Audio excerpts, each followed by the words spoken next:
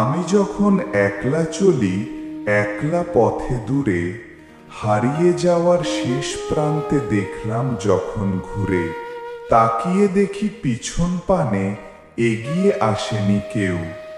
আমি একা দাঁড়িয়ে আছি, বুকে বইছে নির্জনতার ঢেউ।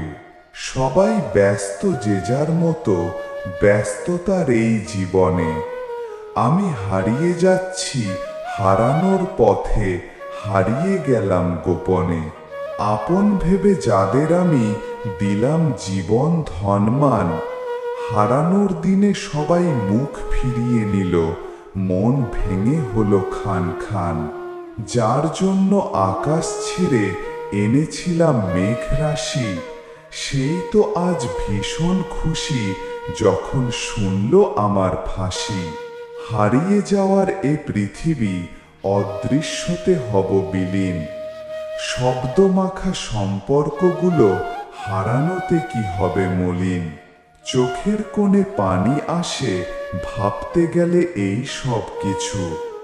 হারিয়ে যাওয়ার শেষ ক্ষণে কেউ নিল না আমার পিছু। কবিতা হারিয়ে যাওয়ার শেষ ক্ষণে, কবি রাসেল আহমেদ।